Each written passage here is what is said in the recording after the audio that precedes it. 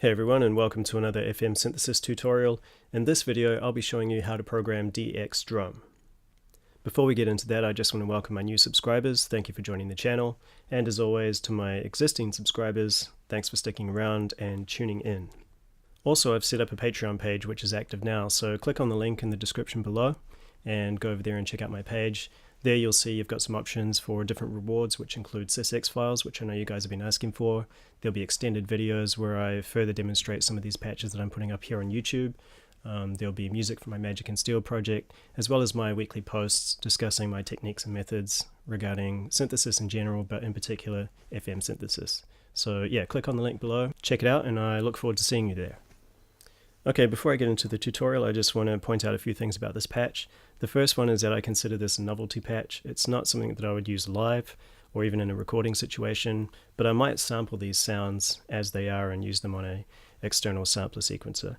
The other thing too is that the patch itself, because the operators are isolated, the output level of this particular patch is quite low. It's lower than normal. So keep that in mind when you're using this, that you might need to push up your volumes all the way.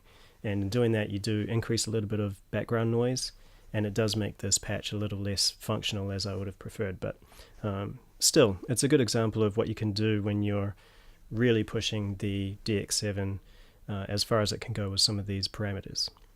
So what I'm doing here is I've used algorithm 23, which has 4 carriers.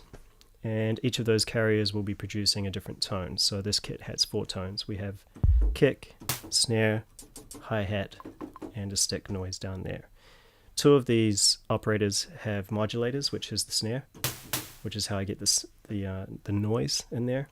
And the other one is the kick drum, which has a modulator that produces the initial attack noise. Otherwise it just sounds real dull and subby, which is also cool, but once you add the modulator, you get more of an attack noise on it. So those are a couple of the things that I'm doing there, and there is a little bit of an overlap with the snare and the hi-hat, which is how I'm able to basically change the hi-hat noise from this to this, which is kind of like a small snare noise, but it makes it kind of like a cabasa when you're programming the sequence. So that brings me to the next point, which is the external sequencer. I'm using my computer. I'm running a sequence through my interface, which is then running into the DX7, and I'm basically just plotting the MIDI events on my computer and creating the pattern that way. So again, there is a limitation there because there's no internal sequencer. We have to use an external device. Otherwise, you can play it manually as well. So without further ado, here is DX drum. Alright, so the first thing we do as always is we initialize the patch. And I'm going to do things a little bit differently this time. Normally we would start with the algorithm and then go through the output levels and frequencies and so on. But for this one, because the keyboard is laid out a little bit differently with the operators, the first thing we're going to do is we're going to select our algorithm, which is 23. And then we are going to set the envelope parameters. So the levels on each of these operators is identical. So let's start there. We'll do operator 1, level 1 99, level 2 0, level 3 0, and level 4 0. And let's press store and copy that over to all of the other operators. So operator 2, 3, 4, 5, and 6.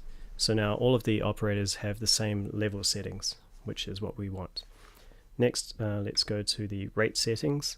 So operator 1 has rate 1 99, rate 2 is 75, rate 3 is 99, and rate 4 is 99. Going to operator 2, rate 1 is 99, rate 2 is 40, rate 3 is 99, and rate 4 is 60. Operator 3, rate 1 is 99, rate 2 is 55, rate 3 is 99, and rate 4 is 60. Operator 4, rate 1 99, rate 2 60, rate 3 is 99, and rate 4 is 50. operator 5, rate 1 99, rate 2 65, rate 3 99, and rate 4 is 70. And finally operator 6, rate 1 99, rate 2 0, rate 3 99, and rate 4 is 0. So that there is our envelope section done. Now we're going to set the keyboard level rate scaling, but first I want you to press key transpose and press C2, and we're going to shift this keyboard pitch range down by an octave.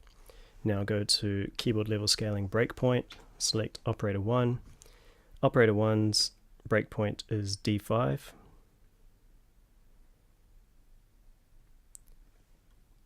Operator 2 is D0. Operator 3 is also D0. Operator 4 is D2.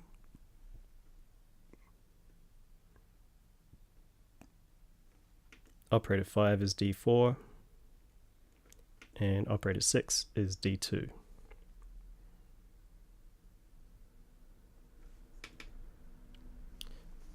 Now we go to curve. Right key scale and left key scale curves are going to be negative linear for all of our operators, and this is basically the default setting, so we can just leave that as is. And then going straight to the left and right scale depths, selecting operator 1 first, right scale depth and left scale depth for all of these operators except for operator 6 will be 99. So operator 1 right scale depth 99, left scale depth 99. Repeat this for all of the other operators. Left and right's 99.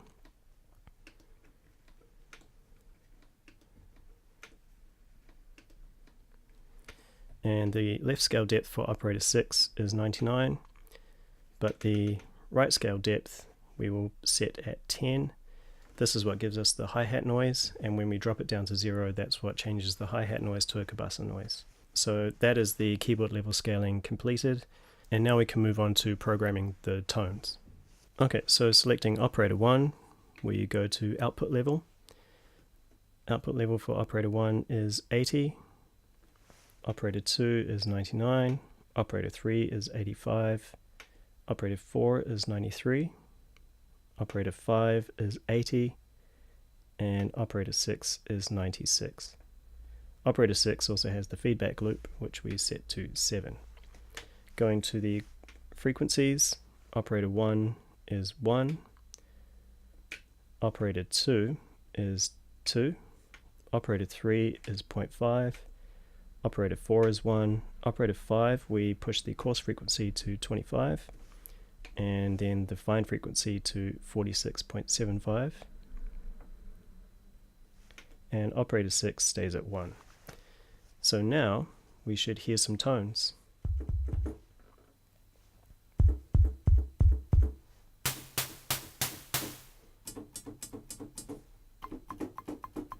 That there is our drum kit. Now there's just one other thing to do, which is to go to the pitch envelope generator. And we want to go rate to 50 and level to 0, and leave the other parameters there in the pitch EG at their default setting.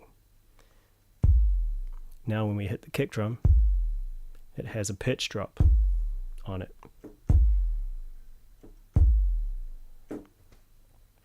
And that there is DX drum.